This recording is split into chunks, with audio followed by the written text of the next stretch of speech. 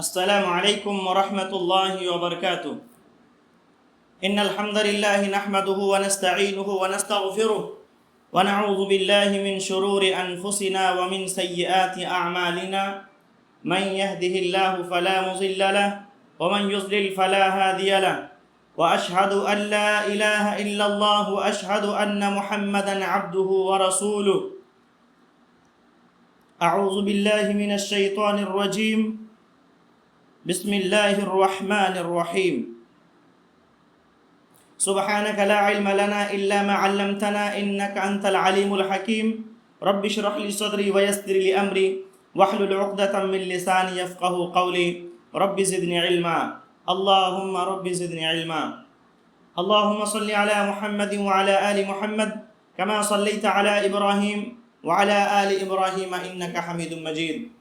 اللهم بارك على محمد وعلى آل محمد كما باركت على إبراهيم وعلى آل إبراهيم إنك حميد مجيد. محترم سامعین اکرام، آج کے درس کا موضوع ہے اور رمضان جا رہا ہے. اس درس میں ہم لوگ یہ سیکھنے والے ہیں انشاءاللہ کہ ہم نے اب تک کیا پایا اور کیا کھویا، اب ہمیں آگے کیا کرنا چاہیے. اسی طرح ہم لوگ یہ بھی سیکھیں گے کہ زکوٰۃ الفطر کے تعلق سے احکام و مسائل کیا ہیں دلیل کے ساتھ. اسی طریقے سے عید کے دن کے اعمال کیا ہیں، مسلمانوں کو اس دن کیا کرنا چاہیے. سب سے پہلے میں اللہ تعالیٰ سے دعا کرتا ہوں کہ اللہ تعالیٰ مجھے حق بات کہنے اور پھر اس پر عمل کرنے کی توفیق دے. آمین. اللہ رب العالمین کا بہت بڑا احسان ہے کہ اس نے ہمیں رمضان المبارک کا مہینہ نصیب فرمایا، کیونکہ اس مبارک مہینے کو پانا اور اس میں روزے رکھنا، قیام کرنا اور دیگر نیک اعمال کرنا یہ اللہ تعالیٰ کی بہت بڑی نعمت ہے. یہ مبارک مہینہ اپنی آخری مرحلے میں ہے. 24 روزے ختم ہو گئے اور آج 25واں روزہ ہے. یہ عظیم الشان مہینہ، خیر و برکت والا مہینہ ہمیں اللہ تعالیٰ کی طرف سے بہت ساری انعامات دے کے جا رہا ہے. میں امید کرتا ہوں کہ ہم میں سے بہت سے لوگوں نے اس مبارک مہینے میں ابھی تک کثرت سے نیک اعمال کیے ہوں گے، ابھی تک مکمل روزے رکھے، نماز تراویح کا اہتمام کیے، قرآن کی تلاوت کیے اور صدقہ و خیرات کیے، اپنے تمام گناہوں سے سچی توبہ کیے، اپنے رب کو راضی کر لیا اور اپنے گناہوں کی مغفرت کروا لی. تو ایسے لوگ یقیناً بڑے خوش نصیب ہیں. ایسے لوگوں کے لیے خوشخبریاں ہیں دنیا میں بھی اور آخرت میں بھی. اور قیامت کے دن جب انہیں ان نیک اعمال کے اجر و ثواب سے انہیں نوازے جائیں گے تو وہ خوش ہو جائیں گے. ایسے لوگوں کے جنت میں داخل ہونے کے لیے اللہ تعالیٰ نے اسپیشل گیٹ تیار کر رکھا ہے جس کا نام ریان ہے، جس میں سے صرف روزے دار داخل ہوں گے. اس کے علاوہ اس دروازے سے کوئی بھی داخل نہیں ہو سکے گا. جب روزے دار اس دروازے سے داخل ہو جائیں گے تو اس دروازے کو بند کر دیا جائے گا. تب یقیناً روزے دار انتہائی زیادہ خوش ہوں گے. اور جب قیامت کے دن یہی روزہ اللہ تعالیٰ کے سامنے بندے کے حق میں سفارش کرے گا، روزے دار کے حق میں سفارش کرے گا کہ اے اللہ، اس نے دن میں کھانے پینے سے اپنے آپ کو روکے رکھا، اس کے حق میں میری سفارش قبول فرما. اور قرآن بھی بندے کے حق میں سفارش کرے گا جو رات میں تلاوت کرتا تھا. اللہ تعالیٰ ان دونوں کی سفارش قبول فرمائے گا. تو اس دن یہ روزے دار خوش ہو جائیں گے کیونکہ انہیں جنت میں داخل کیا جائے گا. محترم حضرات، تو ایسے لوگ یقیناً مبارکباد کے مستحق ہیں جنہوں نے ابھی تک کثرت سے نیک اعمال کیے اور اپنے گناہوں سے سچی توبہ کر لی، اپنے رب کو راضی کر لیا۔ یہ رمضان ختم ہونے والا ہے، اب چند روزے باقی رہ گئے ہیں۔ اب ہمیں کیا کرنا چاہیے؟ نیک اعمال کی قبولیت کے لیے سب سے پہلے ہمیں دعا کرنی چاہیے، کیونکہ ہم نے ابھی تک جو نیک اعمال کیے اللہ کی توفیق سے کیے، تو ہمیں دعا کرنی چاہیے کہ اللہ ہمارے نیک اعمال کو قبول فرما۔ اور ابھی جو دن باقی رہ گئے ہیں اس میں بھی نیک اعمال کثرت سے کرنے کی اللہ تعالیٰ سے توفیق مانگنی چاہیے کہ اللہ ہمیں یہ بھی توفیق دے کہ ابھی تک جو دن باقی رہ گئے ہیں اس میں بھی ہم بڑھ چڑھ کر نیک اعمال کریں۔ اور پھر جب رمضان گزر جائے تو جس طریقے سے ہم نے اس مبارک مہینے میں روزے رکھنے کی تربیت حاصل کر لی، ہم نے ایک مکمل مہینے روزے رکھ لیے، تربیت حاصل کر لی، تو رمضان کے بعد بھی نفلی روزے رکھنے کا اہتمام ہمیں کرنا چاہیے، خاص طور پر شوال کے 6 روزے، کیونکہ اس کی بڑی فضیلت ہے۔ اور ہر مہینے میں وہ روزہ جو مسنون ہے، جیسا کہ ہر پیر اور جمعرات کے روزے، اسی طرح ایام 20 کے روزے، چاند کے حساب سے 13، 14 اور 15 تاریخ کے روزے، یہ مسنون روزے ہیں۔ اسی طریقے سے عرفہ کا روزہ، عاشورہ کا روزہ وغیرہ، اس کی بڑی فضیلت اللہ کے نبی صلی اللہ علیہ وسلم نے بیان فرمائی ہے۔ اسی طرح اس مبارک مہینے میں ہم لوگوں نے تراویح کی نماز پڑھی، الحمدللہ، اس میں ہمیں ایک ٹریننگ ملی، ہم نے ٹریننگ حاصل کر لی۔ اب رمضان کے بعد بھی انشاءاللہ اس کو جاری و ساری رکھ سکتے ہیں، تہجد کی نماز ادا کر سکتے ہیں، کیونکہ ہم نے مسلسل 1 مہینہ تراویح کی نماز پڑھی الحمدللہ۔ تو رمضان کے بعد بھی اس چیز کو ہمیں جاری و ساری رکھنا چاہیے اور تہجد کی نماز ہمیں پڑھنی چاہیے۔ اس کی بڑی فضیلت ہے، اللہ کے نبی صلی اللہ علیہ وسلم نے بہت زیادہ فضیلت بیان فرمائی ہے۔ اسی طریقے سے ہم لوگوں نے اس مبارک مہینے میں قرآن کی تلاوت کی الحمدللہ۔ اب رمضان کے بعد اس کو بند کر کے نہیں رکھنا ہے، بلکہ اس مبارک مہینے کے بعد بھی ہمیں اس قرآن کو پڑھنا چاہیے اور اس کو جاری رکھنا چاہیے۔ جس طریقے سے اس مبارک مہینے میں کتنے ایسے لوگ ہیں کہ 2 مرتبہ 3 مرتبہ تک ختم کر دیتے الحمدللہ، تو رمضان کے بعد بھی اسی چیز کو جاری و ساری رکھنا ہے، قرآن کو پڑھنا ہے، تلاوت کرنا ہے، سمجھنا ہے، اس میں غور و فکر کرنا ہے، اور پھر اس کے احکامات پر عمل کرنا ہے، اسی کے مطابق زندگی گزارنی ہے۔ اسی طرح اس مبارک مہینے میں روزے کی حالت میں ہم نے صبر سیکھ لیا کہ کس طریقے سے صبر کیا جاتا ہے۔ کوئی گالی دے تو ہمیں واپس گالی نہیں دینا ہے۔ ہم نے روزے کی حالت میں یہ سیکھ لیا کہ اگر کوئی ہمیں گالی دے تو گالی کا جواب گالی سے نہیں دینا ہے۔ اگر ہم گالی کا جواب گالی سے دیں گے تو ہمارا روزہ ٹوٹ جائے گا۔ غیبت نہیں کرنا ہے، کیونکہ غیبت کریں گے تو میرا روزہ ختم ہو جائے گا، روزے کا جو ثواب ہے ہمیں وہ نہیں ملے گا۔ تو گالی کا جواب گالی سے دینے سے روزہ تو نہیں ٹوٹے گا، لیکن اس کا جو ثواب ہے اس ثواب سے ہم محروم ہو جائیں گے۔ تو ہم نے اس رمضان المبارک میں ہم نے یہ سیکھ لیا کہ گالی کا جواب گالی سے نہیں دینا ہے، جھوٹ نہیں بولنا ہے، غیبت نہیں کرنی ہے، چغلی نہیں کرنی ہے، اور دیگر گناہوں سے بچنا ہے۔ تو رمضان کے بعد بھی ہمیں ان تمام برائیوں سے بچنا ہے انشاءاللہ۔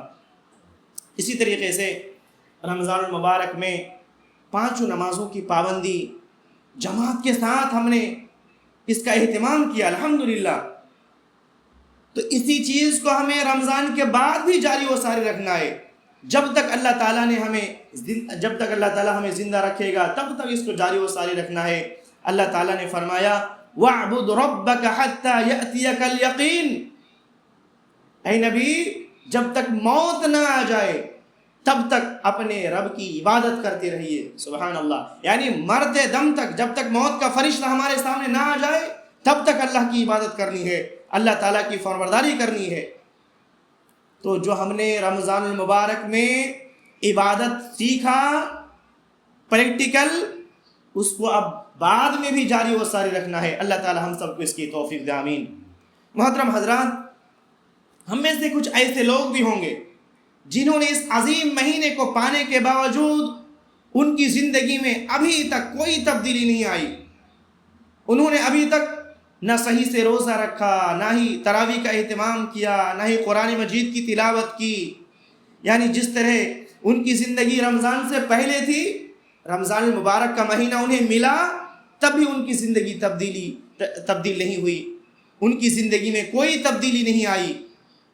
تو یقیناً ایسے لوگ بدبخت ہیں. یقیناً یہ بدبختی کی علامت ہے، یہ اچھی علامت نہیں ہے. ایسے لوگ اللہ تعالیٰ کی رحمت سے دور ہیں کہ جنہیں رمضان المبارک کا مہینہ ملا، اس کے روزے نہیں رکھے، اس میں نیک اعمال نہیں کیے. ایسے لوگ اللہ تعالیٰ کی رحمت سے دور ہیں.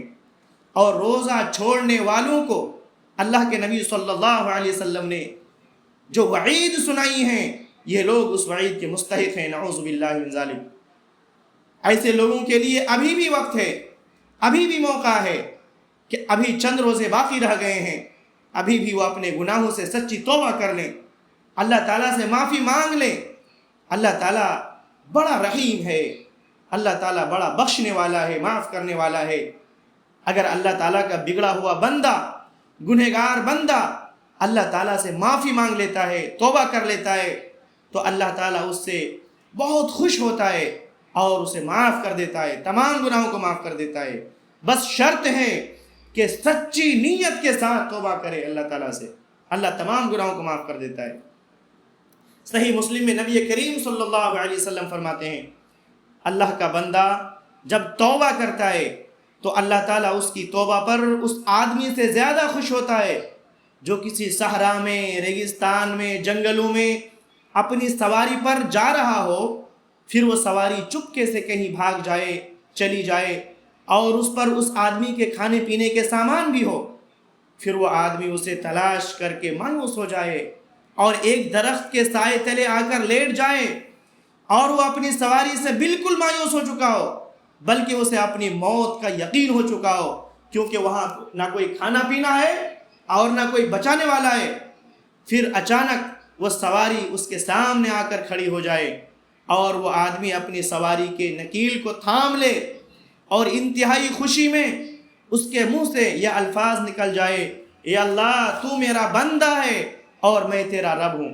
یعنی شدید خوشی کے عالم میں وہ غلطی کر جائے. تو جتنی خوشی اس آدمی کو سواری کے ملنے پر ہوتی ہے، اس سے کہیں زیادہ خوشی اللہ تعالیٰ کو اس وقت ہوتی ہے جب اس کا گنہگار بندہ توبہ کرتا ہے، اللہ تعالیٰ سے معافی مانگتا ہے. اور حدیث قدسی میں اللہ تعالیٰ فرماتا ہے کہ اگر تیرا گناہ آسمان تک پہنچ جائے پھر تم مجھ سے معافی طلب کرے تو میں تمہارے تمام گناہوں کو معاف کر دوں گا اور میں کوئی پرواہ نہیں کروں گا. سبحان اللہ. اللہ تعالیٰ اتنا بڑا غفور ہے، بخشنے والا ہے. تو اللہ تعالیٰ بڑا معاف کرنے والا ہے. تو اب تک ہم سے جو غلطی ہو گئی ہے، ابھی بھی اس کے ازالے کا وقت ہے، ابھی بھی موقع ہے کہ اپنی تمام گناہوں سے سچی توبہ کر لیں اور نیکیوں کی طرف قدم بڑھائیں. اللہ تعالیٰ ہم سب کو اس کی توفیق دے، آمین. محترم حضرات، دوسرا مسئلہ یہ ہے کہ اس مبارک مہینے کے اختتام پر نبی کریم صلی اللہ علیہ وسلم نے زکوٰۃ الفطر ادا کرنا فرض قرار دیا ہے. تو ہمیں زکوٰۃ الفطر کے احکام و مسائل بھی سیکھنا ضروری ہے. تو سب سے پہلے یہ سمجھ لیں کہ زکوٰۃ الفطر کا مطلب کیا ہوتا ہے. یاد رکھیں، زکوٰۃ الفطر دو لفظوں پر مشتمل ہے. نمبر 1 زکوٰۃ، نمبر 2 فطر. زکوٰۃ کہتے ہیں پاکیزگی کو، کسی چیز کو پاک کرنے کو زکوٰۃ کہتے ہیں. زکوٰۃ ادا کرنے سے ہمارا مال پاک ہوتا ہے. تو مال کو پاک کرنے کے لیے اللہ تعالیٰ نے زکوٰۃ کو مشروع کیا ہے. فطر اس حالت کو کہتے ہیں جو روزے سے پہلے تھی، جس میں کھانا پینا، جماع وغیرہ حلال تھا اور جائز تھا، لیکن روزے کی وجہ سے مسلمانوں پر چند چیزیں حرام ہو گئی تھی. اب وہی حالات آنے والی ہے جو پہلے تھی، جس میں کھانا پینا، جماع وغیرہ حلال ہو جاتا ہے، اسے فطر کہتے ہیں. تو زکوٰۃ الفطر کا مطلب یہ ہوا کہ وہ زکوٰۃ جس کی وجہ سے فطر ہو، یعنی رمضان کے بعد دوبارہ کھانا پینا جماع سب جائز ہو۔ زکوٰۃ الفطر کا حکم کیا ہے؟ یاد رکھیں، فرض عین ہے، ہر مسلمان پر فرض عین ہے، جیسا کہ صحیح بخاری و مسلم میں سیدنا ابن عمر رضی اللہ عنہ فرماتے ہیں کہ رسول اللہ صلی اللہ علیہ وسلم نے زکوٰۃ الفطر کو فرض قرار دیا ہے۔ کھجور یا جو کا ایک سا غلام پر بھی، آزاد پر بھی، مرد پر بھی، عورت پر بھی، اور مسلمانوں میں سے ہر چھوٹے بڑے پر اس کو فرض قرار دیا ہے۔ تو اس کا حکم کیا ہے؟ حکم یہ ہے کہ ہر مسلمان پر فرض عین ہے۔ زکوٰۃ الفطر کتنا ادا کرنا ہے؟ 1 سا، اور سا اس برتن کا نام ہے جس سے اناج ماپا جاتا ہے، اسے سا کہتے ہیں، جس کی مقدار کلو کے حساب سے تقریباً 2.5 سے 3 کلو کے درمیان ہوتا ہے، اور 3 کلو نکالنا یہ زیادہ بہتر ہے۔ زکوٰۃ الفطر کس پر فرض ہے؟ مسلمانوں میں سے ہر چھوٹے بڑے پر، چاہے وہ مرد ہو، عورت ہو، غلام ہو، آزاد ہو، ہر ایک پر فرض ہے۔ اسے کب ادا کرنا ہے؟ نماز عید کے لیے لوگوں کے نکلنے سے پہلے ادا کرنا ہے۔ سیدنا عبداللہ بن عباس رضی اللہ عنہ فرماتے ہیں، فرض رسول اللہ صلی اللہ علیہ وسلم زکوٰۃ الفطر طہرۃ للصائم من اللغو والرفث وطعمۃ للمساکین۔ رسول اللہ صلی اللہ علیہ وسلم نے فطرانہ فرض قرار دیا ہے۔ کیوں فرض کیا ہے؟ حکمت کیا ہے اس میں؟ روزے دار کے لیے پاکیزگی ہے۔ کس چیز سے پاکیزگی ہے؟ جو غلطیاں روزے کی حالت میں روزے دار سے ہوئی ہے، چاہے وہ زبان سے ہو، عمل سے ہو، کسی کو گالی دیا ہو، کسی پر غلط الفاظ استعمال کیے ہوں، بیہودہ الفاظ استعمال کیے ہیں، تو اس زکوٰۃ الفطر سے جو تھوڑی غلطیاں ہو جاتی ہیں وہ پاک ہو جاتی ہیں، تاکہ روزہ صاف ستھرا اللہ تعالیٰ کے ہاں پہنچ جائے۔ تو زکوٰۃ الفطر کے دوسرے فائدے یہ ہے کہ مسکینوں کے لیے کھانا ہے، فائدہ ہے، اور کھانا کون سا؟ اناج یا اناج جیسی چیزیں، پکا ہوا کھانا نہیں کہ ایک ہی وقت میں کھا کے ختم کر لے بس۔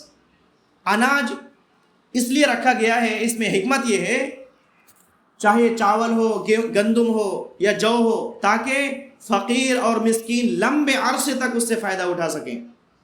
جس نے زکوٰۃ الفطر کو نماز عید سے پہلے ادا کر دیا تو اس کی زکوٰۃ مقبول ہے، انشاءاللہ اللہ تعالیٰ اسے قبول فرمائیں گے۔ اور جس نے نماز کے بعد زکوٰۃ الفطر ادا کی، یعنی عید کی نماز کے بعد، تو وہ عام صدقہ ہے، زکوٰۃ الفطر نہیں ہے، لہٰذا عید کی نماز سے پہلے یہ زکوٰۃ الفطر ادا کرنا ضروری ہے۔ اب یہ زکوٰۃ الفطر کس پر فرض ہے؟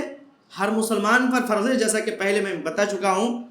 جس کے پاس ایک دن کی حاجت سے زیادہ 2.5 کلو جتنا اناج موجود ہو، اس پر زکوٰۃ الفطر فرض ہے۔ شیخ محمد بن صالح العثیمین رحمۃ اللہ علیہ فرماتے ہیں کہ ہر اس مسلمان پر زکوٰۃ الفطر فرض ہے جس کے پاس عید کی رات اور اس کے دن میں اپنے اور اپنے اہل و عیال کے خرچ اور بنیادی ضروریات سے زائد 1 سا موجود ہو، اس پر کیا ہے؟ زکوٰۃ الفطر فرض ہے۔ لیکن اگر کسی کے پاس اتنا بھی نہ ہو تو اس سے زکوٰۃ الفطر ساقط ہو جائے گی۔ کیا ماں کے پیٹ میں جو بچہ ہے، کیا اس پر بھی زکوٰۃ الفطر فرض ہے؟ اس کا جواب یہ ہے کہ اس پر فرض نہیں ہے، لیکن مستحب ضرور ہے۔ اگر کوئی نکالنا چاہے تو یہ اچھی بات ہے۔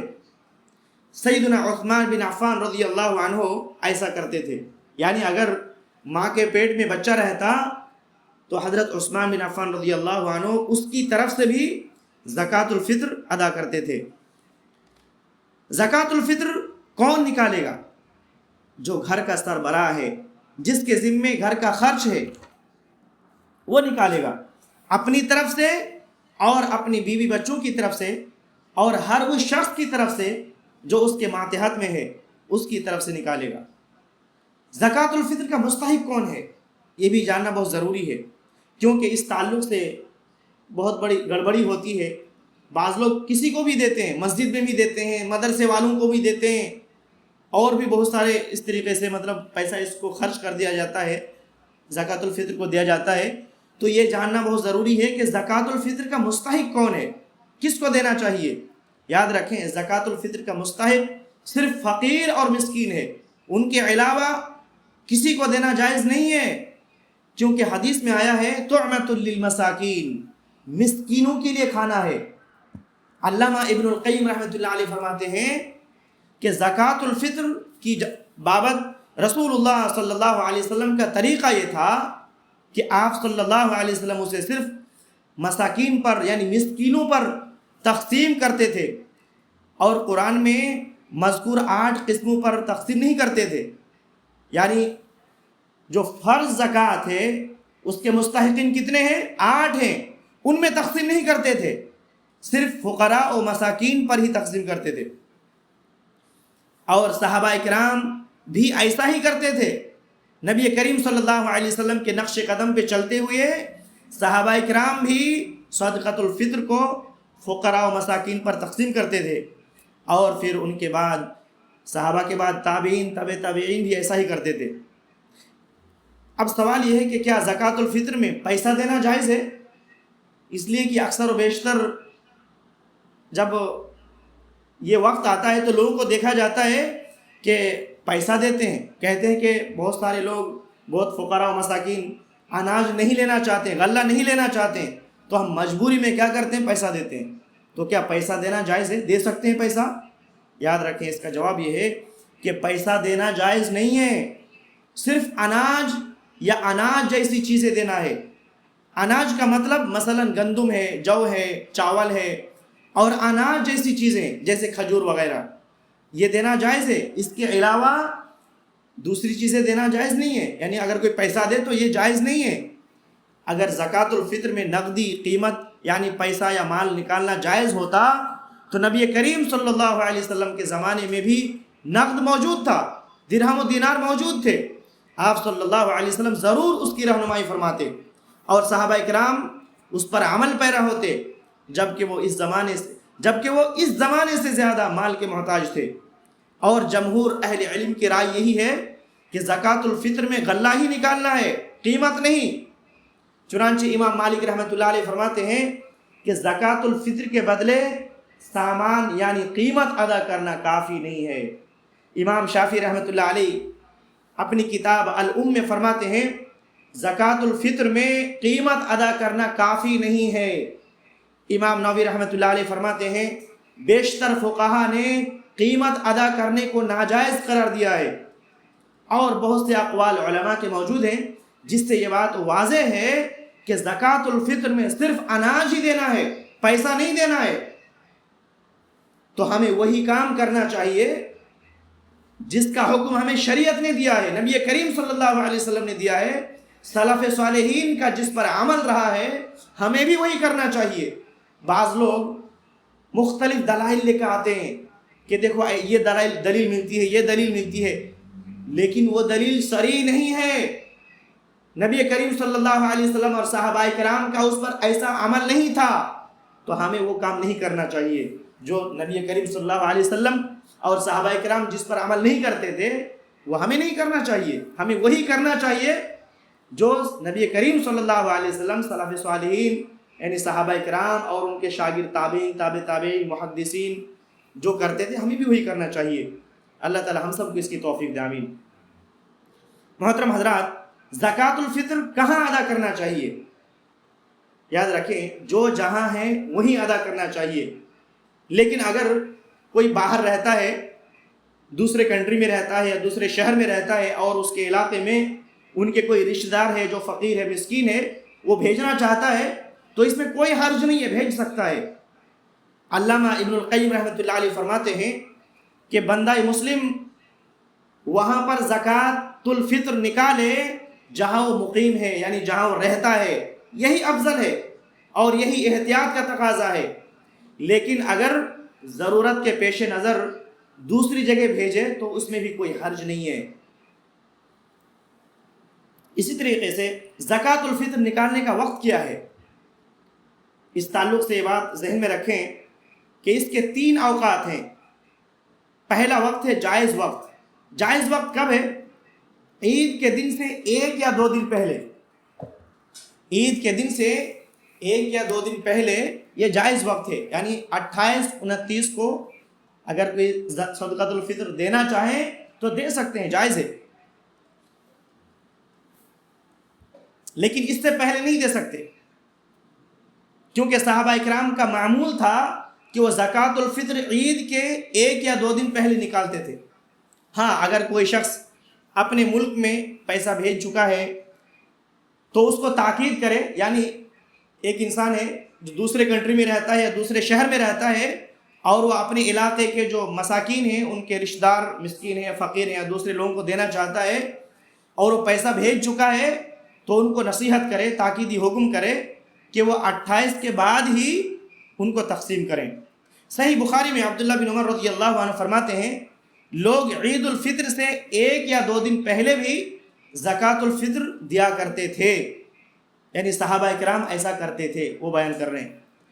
دوسرا وقت ہے مستحب، یعنی جو بہترین اور افضل وقت ہے، وہ کون سا وقت ہے؟ فجر کی نماز کے بعد، فجر کی نماز کے بعد عید کی نماز سے پہلے، یہ بہترین وقت ہے اور مستحب وقت ہے کہ انسان عید کے دن فجر کی نماز پڑھے اور پھر اس کے بعد صدقۃ الفطر تقسیم کر دے، فقراء و مساکین تک پہنچا دے، یہ سب سے اچھا وقت ہے۔ تیسرا وقت ہے جو فرض وقت ہے، وہ کیا ہے؟ عید کی نماز سے پہلے، عید کی نماز کے لیے آپ جاتے ہیں، اس سے پہلے اگر آپ نے ادا نہیں کیا تو پھر کیا ہوگا؟ آپ کا جو صدقۃ الفطر ہے وہ عام صدقہ ہو جائے گا۔ اس لیے آپ پر ضروری اور لازم ہے کہ عید کی نماز ادا کرنے سے پہلے آپ ادا کر دیں، آپ پر فرض ہے۔ آج کے درس میں تیسرا مسئلہ یہ ہے کہ عید کے دن کے اعمال کیا ہیں، عید کے دن مسلمانوں کو کیا کرنا چاہیے اور نماز عید کس طریقے سے ادا کرنا چاہیے۔ اس تعلق سے چند احکام و مسائل سیکھیں گے انشاءاللہ۔ یاد رکھیں، عید کے دن کے اعمال میں سب سے پہلا عمل کیا ہے؟ فجر کی نماز ہے، یعنی فجر کی نماز جماعت کے ساتھ آپ کو پڑھنی ہے، اور یہ صرف عید کے دن کے لیے نہیں ہے بلکہ ہر دن اور رات میں جو نماز فرض ہے، 5 وقت کی نماز، یہ ہر مکلف مرد و عورت پر جماعت کے ساتھ ادا کرنا یہ ضروری اور لازم فرض ہے۔ عید کے دن خاص کر کے میں اس لیے بیان کر رہا ہوں کیونکہ بعض لوگ عید کی رات پوری رات جاگتے رہتے ہیں، ادھر ادھر گھومتے ہیں، اور پھر جب اذان کا وقت آتا ہے تب وہ سوتے ہیں۔ فجر کے وقت کیا کرتے ہیں؟ وہ سوتے ہیں، اور پھر جب عید کی نماز کا وقت آتا ہے تو پھر اٹھتے ہیں اور پھر جلدی غسل کر کے پھر دوڑتے ہیں نماز عید کے لیے، اور اس کی فجر کی نماز چھوٹ جاتی ہے۔ جو اللہ تعالیٰ نے اس پر فرض قرار دیا ہے وہ چھوڑ دیتے ہیں اور پھر عید کی نماز کے لیے جاتے ہیں۔ تو یاد رکھیں، نماز عید کے دن سب سے پہلے آپ کو فجر کی نماز جماعت کے ساتھ ادا کرنی ہے، اور یہ فرض نماز جماعت کے ساتھ ادا کرنا فرض ہے، ضروری ہے۔ شیخ ابن باز رحمۃ اللہ علیہ فرماتے ہیں کہ جس نے ایک نماز بغیر کسی عذر شرعی کے جان بوجھ کر چھوڑ دے تو وہ شخص دائرہ اسلام سے خارج ہو جاتا ہے۔ اتنا بڑا گناہ جو انسان کو کفر کی طرف لے کے جاتا ہے، اور ہمیں کوئی پرواہ نہیں ہے، کتنی نمازیں ہم ایسی ہی باتیں کرتے ہوئے چھوڑ دیتے ہیں اور پھر بعد میں اس کی قضا بھی نہیں کرتے، اس کو ادا بھی نہیں کرتے۔ تو سب سے پہلے فجر کی نماز باجماعت ادا کرنی ہے، یاد رکھیں۔ پھر یہ دیکھیں کہ زکوٰۃ الفطر ادا کیا نہیں کیے۔ اگر ابھی تک فجر کی نماز آپ کی ہو گئی، اگر آپ نے زکوٰۃ الفطر ادا نہیں کیے تو فوراً زکوٰۃ الفطر ادا کریں، اس کے بعد نماز عید کے لیے تیاری کریں، اور تیاری میں غسل کرنا، جسم کو صاف ستھرا کرنا، خوشبو لگانا اور اچھے اور صاف ستھرے کپڑے پہننا، یہ مسنون طریقہ ہے، مستحب ہے۔ حضرت جابر رضی اللہ عنہ بیان کرتے ہیں کہ نبی کریم صلی اللہ علیہ وسلم کے پاس ایک جبہ تھا اور ایک چادر تھی جسے آپ صلی اللہ علیہ وسلم جمعہ کے دن اور عید کے دن پہنتے تھے۔ سیدنا عبداللہ بن عمر رضی اللہ عنہ فرماتے ہیں کہ نبی کریم صلی اللہ علیہ وسلم عیدین کے دن سب سے اچھے کپڑے پہنتے تھے۔ تو ہمیں بھی یہ مسنون طریقہ ہے، یہ مستحب عمل ہے کہ انسان عید کے دن اچھے کپڑے پہنے، لیکن اگر کسی کے پاس نیا کپڑا نہیں ہے تو ان کے پاس جو بھی پرانے کپڑے ہیں ان کپڑوں میں جو اچھا کپڑا ہے، جو بہتر کپڑا ہے، اس کو پہنے۔ تو اچھا کپڑا پہننا چاہیے، خوشبو لگانا چاہیے، یہ مسنون ہے اور مستحب ہے، مستحب عمل ہے۔ اسی طریقے سے گھر سے نماز عید کے لیے نکلنے کے وقت طاق عدد میں کھجوریں کھانا چاہیے۔ سیدنا انس رضی اللہ عنہ بیان کرتے ہیں کہ نبی کریم صلی اللہ علیہ وسلم عید الفطر کے دن نہیں نکلتے تھے یہاں تک کہ طاق عدد میں کچھ کھجوریں تناول فرما لیتے تھے۔ صحیح بخاری میں یہ حدیث موجود ہے۔ اسی طریقے سے طاق عدد یعنی بیجوڑ عدد، یعنی 1 کھجور یا 3 کھجور یا 5 کھجوریں کھاتے تھے۔ تو اس سنت پہ ہمیں بھی عمل کرنا چاہیے کہ ہم نماز عید کے لیے نکلنے سے پہلے 1 یا 3 یا 5 کھجوریں کھا لیں، اس کے بعد پھر عید کی نماز کے لیے جائیں۔ اسی طریقے سے عید کی نماز کے لیے جلدی تیاری کریں اور جلدی جائیں، اور عیدگاہ کی طرف جاتے ہوئے ایک راستہ سے جائیں اور آتے وقت دوسرے راستے سے آئیں۔ اور جب عید کی نماز کے لیے آپ جائیں تو اپنے ساتھ اپنی بیوی بچوں کو بھی لے کے جائیں۔ عورتوں کے لیے خاص تنبیہ یہ ہے کہ وہ زیب و زینت کی کپڑے نہ پہنے، خوشبو نہ لگائے، اور حیض والی عورت بھی ساتھ میں جائے عید کی نماز عیدگاہ۔ حیض والی عورت بھی جائے لیکن وہ عیدگاہ سے باہر رہیں، یعنی جہاں نماز پڑھی جاتی ہے وہاں سے باہر رہے۔ جیسے کہ صحیح بخاری مسلم میں عطیہ رضی اللہ عنہ بیان کرتی ہیں کہ نبی کریم صلی اللہ علیہ وسلم نے عورتوں کو عیدگاہ میں جانے کا حکم دیا، حتیٰ کہ حیض والی عورتوں کے بارے میں بھی آپ صلی اللہ علیہ وسلم نے یہی حکم دیا کہ وہ گھر سے ضرور نکلیں تاہم وہ عیدگاہ سے باہر بیٹھیں اور مسلمانوں کی دعاؤں میں شریک رہیں۔ تو یہ بھی مسنون اور مستحب ہے کہ جب آپ نماز عید کے لیے جائیں تو اپنے گھر کی جو عورتیں ہیں، اپنی بیوی ہیں، بچی ہیں یا بچے ہیں، ان سب کو بھی اپنے ساتھ لے کے جائیں۔ بہت ساری جگہوں میں عورتوں کا انتظام نہیں کیا جاتا ہے، عورتوں کو عید کی نماز سے محروم کیا جاتا ہے۔ میرے بھائی ذرا سوچیں، آپ نے رمضان المبارک کا مہینہ، مکمل مہینے کا روزہ رکھا اور عید کے دن خوشی خوشی آپ نماز عید کے لیے جاتے ہیں، تو کیا اس کا حق نہیں ہے؟ اس کا بھی حق ہے۔ اللہ کے نبی صلی اللہ علیہ وسلم نے عورتوں کو بھی حکم دیا ہے کہ وہ بھی جائیں، لیکن مرد حضرات ان کا انتظام نہیں کرتے۔ ان کا انتظام کرنا چاہیے، عورتوں کا بھی انتظام کرنا چاہیے تاکہ وہ بھی ہمارے ساتھ نماز عید کے لیے آئیں۔ حتیٰ کہ حیض والی عورتیں بھی جائیں لیکن وہ مصلی سے باہر رہیں اور مسلمانوں کی دعاؤں میں وہ شریک رہیں۔ اسی طریقے سے عید کی نماز کے لیے جاتے ہوئے تکبیرات پڑھنا یہ مسنون طریقہ ہے، اور مسنون تکبیر یہ ہے اللہ اکبر لا الہ الا اللہ واللہ اکبر وللہ الحمد۔ سیدنا عبداللہ بن مسعود رضی اللہ عنہ سے ثابت ہے کہ یہ تکبیر پڑھتے تھے۔ تو ہمیں بھی جب ہم جاتے ہیں نماز عید کے لیے تو یہ تکبیرات پڑھتے ہوئے جائیں۔ اسی طریقے سے عیدگاہ میں پہنچ کر بیٹھ جائیں اور یہ تکبیریں پڑھتے رہیں جب تک کہ نماز شروع نہیں ہوتی۔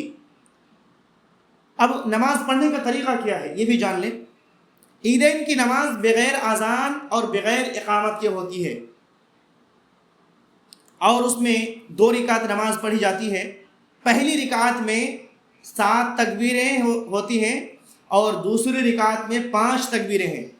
سیدنا جابر رضی اللہ عنہ بیان کرتے ہیں کہ میں نے نبی کریم صلی اللہ علیہ وسلم کے ساتھ 1 سے زیادہ مرتبہ عید کی نماز پڑھی تو آپ صلی اللہ علیہ وسلم نے خطبہ سے پہلے نماز پڑھی اور بغیر اذان کے اور بغیر اقامت کے، یعنی بغیر اذان اور بغیر اقامت کے 2 رکعت نماز پڑھی۔ صحیح مسلم میں یہ حدیث موجود ہے۔ پہلی رکعت میں 7 تکبیریں اور دوسری رکعت میں 5 تکبیریں ہیں، اور ہر تکبیر میں رفع الیدین کرنا مسنون ہے۔ سیدنا عمر بن خطاب رضی اللہ عنہ فرماتے ہیں کہ نبی کریم صلی اللہ علیہ وسلم تکبیر کے ساتھ رفع الیدین کرتے تھے جنازے کی نماز میں اور عید کی نماز میں۔ اسے بیہقی نے روایت کیا ہے۔ اس نماز کی ترتیب کیا ہے؟ اس نماز کی ترتیب یہ ہے عید کی نماز کی کہ سب سے پہلے تکبیر تحریمہ یعنی اللہ اکبر کہہ کے نماز شروع کریں۔ اور یہ یاد رکھیں کہ یہ تکبیر تحریمہ یہ نماز کا رکن ہے، اس کے بغیر نماز نہیں ہوتی۔ اگر کسی سے تکبیر تحریمہ چھوٹ جائے اور وہ نماز پڑھ لے تو اس کی نماز نہیں ہوتی، یاد رکھیں۔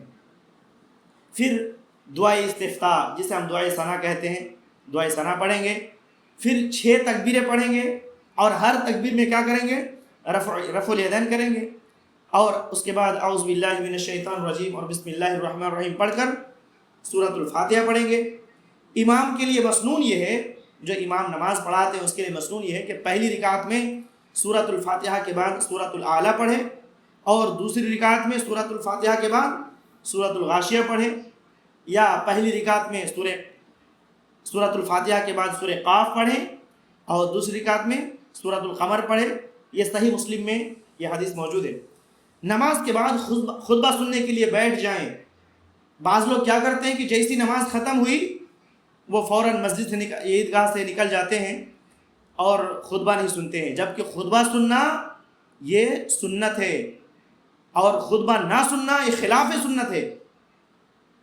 اور جو لوگ ایسا کرتے ہیں، خطبہ نہیں سنتے ہیں، آ جاتے ہیں، صرف نماز پڑھ کے آ جاتے ہیں، ایسے لوگ بہت بڑا اجر و ثواب سے محروم ہو جاتے ہیں، یاد رکھیں۔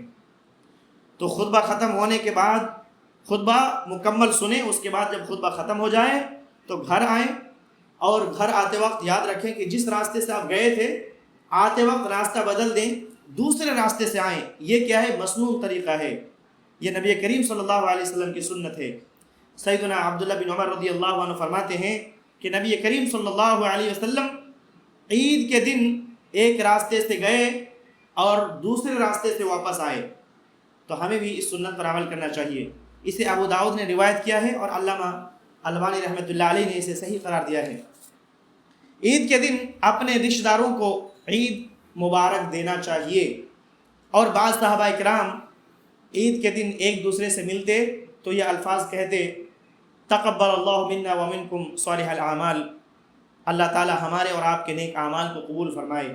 تو جب بھی ہم عید کے دن دوسروں سے ملاقات کریں تو یہ دعا دیں ایک دوسرے کو، تقبل اللہ منا ومنکم صالح الاعمال۔ اسے بیہقی نے روایت کیا ہے۔ یاد رکھیں یہ چند مسائل تھے عید الفطر کے تعلق سے۔ اب ایک دو بات یہ بھی یاد رکھ لیں کہ اسلام میں صرف 2 ہی عید ہے، صرف 2 ہی عیدیں ہیں، ایک عید الفطر اور دوسرا عید الاضحیٰ۔ تیسری عید اس میں نہیں ہے، اسلام میں تیسری عید نہیں ہے۔ جیسا کہ بہت سارے لوگ کیا کرتے ہیں کہ تیسری عید بھی لاتے ہیں عید میلاد النبی کے نام سے، یہ بدعت ہے۔ عید میلاد النبی منانا یہ کیا ہے؟ بدعت ہے، اور یاد رکھیے ہر بدعت گمراہی ہے اور ہر گمراہی جہنم لے جانے والی ہے۔ تو ہمیں ہر بدعت سے بچنا ضروری اور لازم ہے۔ جب آپ صلی اللہ علیہ وسلم مدینہ تشریف لائے، ہجرت کر کے مکہ سے جب مدینہ آئے تو آپ صلی اللہ علیہ وسلم نے دیکھا کہ لوگ سال میں 2 خوشیاں منا رہے ہیں۔ تو آپ نے پوچھا کہ یہ کیا ہے؟ تو لوگوں نے فرمایا کہ ہم سال میں زمانہ جاہلیت سے ہی 2 خوشیاں مناتے آ رہے ہیں، اس میں ہم کھیلتے ہیں اور خوشی مناتے ہیں۔ تو آپ صلی اللہ علیہ وسلم نے فرمایا کہ اللہ تعالیٰ نے تمہیں ان 2 دنوں کے بدلے بہتر 2 دن عطا فرما دیے ہیں، اور وہ ہے عید الفطر اور عید الاضحیٰ۔ پتہ ہی چلا کہ اسلام میں سالانہ صرف 2 ہی عیدیں ہیں، تیسری عید کی کوئی جگہ نہیں ہے، اور اگر کوئی تیسری عید مناتا ہے تو وہ بدعت ہے۔ اللہ تعالی ہم سب کو بدعت و خرافات سے بچائے، آمین۔ اسی طرح یہ بھی یاد رکھیں کہ نماز، روزہ، زکوٰۃ، صدقہ و خیرات، حج و عمرہ، دعا، پکار، قربانی، نذر و نیاز، یہ کیا ہے؟ عبادت ہے، اور یہ عبادت صرف اور صرف اللہ تعالیٰ کے لیے ہونی چاہیے، کسی اور کے لیے نہیں۔ اگر ان عبادات میں سے کوئی بھی عبادت غیر اللہ کو دیتے ہیں، غیر اللہ کے لیے انجام دیتے ہیں، تو یہ کیا ہے؟ شرک ہے۔ دعا کرنا یہ اللہ تعالیٰ کی عبادت ہے۔ اگر کوئی اللہ تعالیٰ سے مانگتا ہے تو یہ اللہ تعالیٰ کی عبادت کر رہا ہے۔ اب اگر غیر اللہ سے مانگنے لگے یہ شرک ہے، یاد رکھیں۔ شرک کیا ہے؟ اللہ تعالیٰ کے جو حقوق ہیں ان حقوق میں سے کوئی بھی حق غیر اللہ کو دینا یہ شرک ہے، اور مشرک کا ٹھکانہ جہنم ہے، جو وہ جہنم سے کبھی نہیں نکلے گا۔ اللہ تعالی ہم سب کو شرک سے بچائے اور کفر سے بچائے، آمین۔ محترم حضرات، اللہ تعالیٰ نے کیا فرمایا؟ قل ان صلاتی و نسکی و محیای و مماتی للہ رب العالمین۔ اے نبی آپ فرما دیں، آپ کہہ دیں کہ میری نماز، میری قربانی، میری زندگی، میری موت سب اللہ رب العالمین کے لیے ہے، جس کا کوئی شریک نہیں ہے۔ آپ ذرا بتائیں کہ آج لوگ جو غیر اللہ کو پکارتے ہیں، یا علی مدد، یا غوث مدد کا نعرہ لگاتے ہیں، یہ کس نے اس کو تعلیم دی ہے؟ یہ کس نے یہ تعلیم دی ہے؟ کس نے سکھایا ہے؟ کیا یہ انبیاء کرام کی تعلیم تھی؟ نبیوں نے یہ سکھایا ہے؟ نعوذ باللہ من ذالک۔ انبیاء کرام نے کبھی یہ تعلیم نہیں دی۔ ذرا سوچیں، جو ایسا کام کرتے ہیں، شرک اعمال کرتے ہیں، اللہ تعالیٰ کو کیا جواب دیں گے جب اللہ تعالیٰ کے سامنے کھڑے ہوں گے اور اللہ تعالیٰ پوچھے گا ماذا اجبتم المرسلین، کہ تم نے رسولوں کو کیا جواب دیا؟ ہم وہاں اللہ کو کیا جواب دیں گے؟ کیونکہ ہم نے کبھی یہ نہیں سیکھا ہے کہ رسول اللہ صلی اللہ علیہ وسلم کون سا پیغام لے کے آئے، نبی کریم صلی اللہ علیہ وسلم کا پیغام کیا تھا، نبی صلی اللہ علیہ وسلم نے کس بات کی ہمیں تعلیم دی، ہم نے تو کبھی نہیں سیکھا۔ میرے بھائی بتائیں، نبی صلی اللہ علیہ وسلم نے کون سا پیغام لے کے آیا؟ توحید کا پیغام لے کے آیا۔ آپ صلی اللہ علیہ وسلم توحید کا پیغام لے کے آئے۔ امام محمد بن عبد الوہاب رحمۃ اللہ علیہ فرماتے ہیں کہ نبی کریم صلی اللہ علیہ وسلم 10 سال تک لوگوں کو صرف توحید سمجھاتے رہے، صرف توحید۔ آج اگر 10 سال کیا 10 دن اگر کسی کو توحید سمجھایا جائے، توحید پر بات کی جائے، پریشانی ہو جاتی ہے۔ کیا یہ توحید رٹ لگائے بیٹھا ہے؟ اور اللہ کے نبی صلی اللہ علیہ وسلم 10 سال تک صرف اور صرف لوگوں کو توحید سمجھاتے تھے، توحید سکھاتے تھے۔ سبحان اللہ۔